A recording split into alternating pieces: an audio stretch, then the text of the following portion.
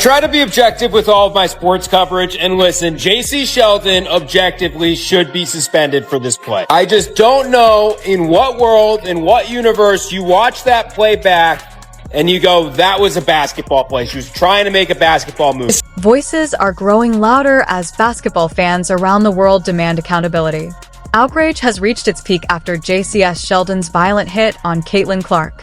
The WNBA community is expressing intense anger, insisting that Sheldon face serious financial consequences for her reckless actions that could have jeopardized the career of women's basketball's top superstar. It's clearly targeting Caitlin Clark most of this game, and that is, that comes from a function of, she guarded her in one-on-one situations a lot up the court, and then rolled into a lot of doubles in the half court, but there was talking and chirping all game, and for me, it was punctuated by Caitlin Clark's final play before. Fans are urging the WNBA to hit Sheldon with a significant fine to send a strong message. This sentiment is spreading rapidly across social media and sports forums. Many believe the league must enforce a punishment so severe that anyone thinking of targeting Clark will think twice, especially if the league fails to protect its star player through proper officiating.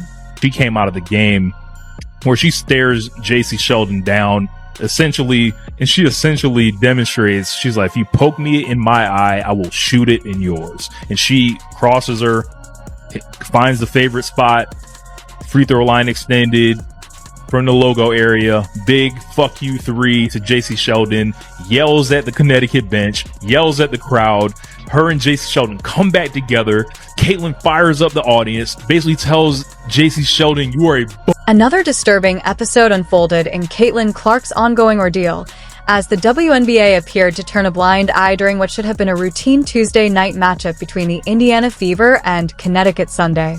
This time, the hit was so blatant and dangerous that even spectators could clearly see Sheldon's intent. Caitlin Clark takes the court. Her opponents act like they've been booked for a main event brawl. The WNBA is doing nothing about it. Opponents aren't playing ball. They're strategically ambushing her. They're trying to injure her. Opponents bring chaos. She brings composure. And what Sophie did last night is completely valid. The WNBA has to do something about it. Sheldon deliberately poked Clark in the eye, a dangerous act that could have caused lasting damage to the league's most valuable player. The situation was made even worse when Sheldon supporters, with malicious intent, highlighted that this was no accident. It was a targeted attack on the woman who has, essentially, kept the WNBA relevant through her extraordinary talent. There is a legitimate hatred there.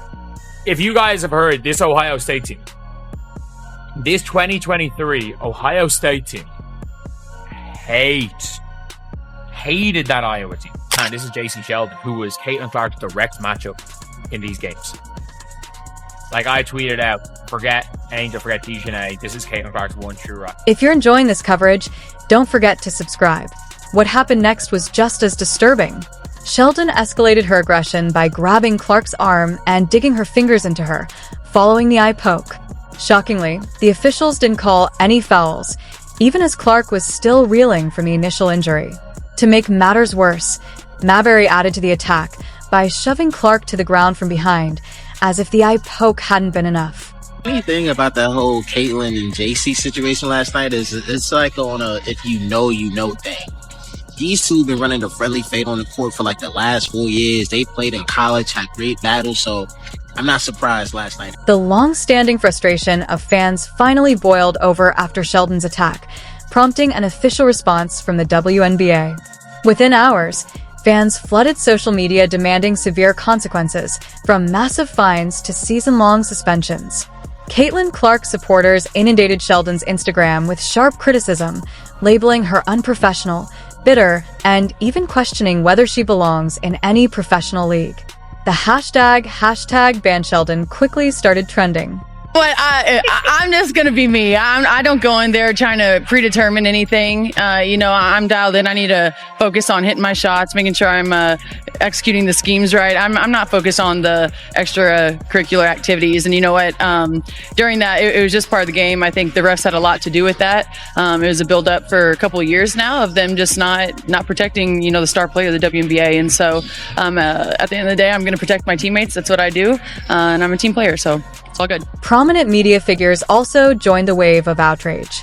Jimmy Fallon directly addressed the WNBA on The Tonight Show, questioning how the league plans to keep Caitlin Clark safe. When well-known entertainers openly criticize the league, it's clear the issue goes far beyond basketball. Dave Cordoway didn't hold back either, calling the attackers jealous loser punks and suggesting they stick to recreational leagues where no one cares about them. The WNBA is facing unwanted public scrutiny and negative press, highlighting its repeated failure to protect its most valuable player. Behind or from the side, it's so obvious that she straight up leapt out towards Caitlin and got her right in the eye. And the more I try and watch it back and you try to be objective, there is no world where this was a basketball play. And yes, she was playing tough defense on Caitlin up until that point, but she leapt forward, and it's not like it's defensible where you can say she tried to get the ball, because her hand at that point was so far away from where the ball was. It's not like Caitlin was dribbling the ball up near her face. How she was not ejected for this, I don't know. The broadcast was talking about it, and that's why Sophie Cunningham even had the opportunity to hard foul her at the end. I don't know what you do, but the league's got to do something. To understand why fans are demanding such severe punishment for Sheldon, it's important to recognize Caitlin Clark's immense impact on the WNBA. The numbers speak for themselves. Clark alone drives a significant portion of the league's success. Dr. Ryan Brewer, an associate professor of finance at Indiana University Columbus, revealed that during her rookie season, Clark was responsible for an astonishing 26.5% of the WNBA's total economic activity. To put that in perspective, a player earning just $76,535 in her first year generated over a quarter of the league's revenue. Brewer's 2025 projections indicate her influence will only continue to grow. He thought they meant the WNBA. What is going on? Protect Caitlin Clark at all costs, please. Enough of this. Please. Clark's economic influence this season could reach around $1 billion, a staggering figure that eclipses the entire history of women's professional basketball. When a single player drives such a massive portion of the league's revenue, it's not only unethical but also financially reckless to allow her to be targeted without protection. Referees failing to safeguard her only worsens the problem. Fans are frustrated, pointing out that despite Clark being attacked, stabbed in the eye, pushed to the ground, and even receiving a technical foul, her teammates seem hesitant to defend her. Observers note that it's widely recognized she's being targeted, yet the response on the court remains alarmingly passive. Fans are stunned, asking how the league could fail to protect someone who is clearly a superstar. While the WNBA has multiple star players, none are treated the way Caitlin Clark has been. Observers warn that mishandling her situation risks tarnishing the league's reputation. Given her influence on ratings and revenue, the league needs to act responsibly. Yet, the WNBA's response to Sheldon's attack has been widely criticized as weak. Sheldon received just a flagrant 1 foul, carrying an automatic $2,000 fine, and Marina Mayberry's technical foul was only upgraded to a flagrant 2, resulting in a $400 fine.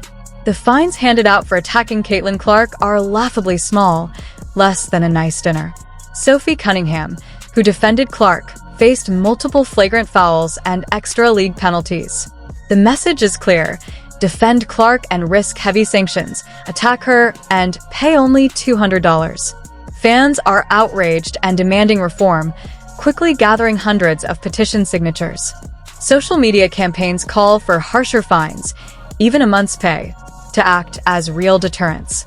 Some fans suggest Clark should receive a portion of any fine for the harassment she endured.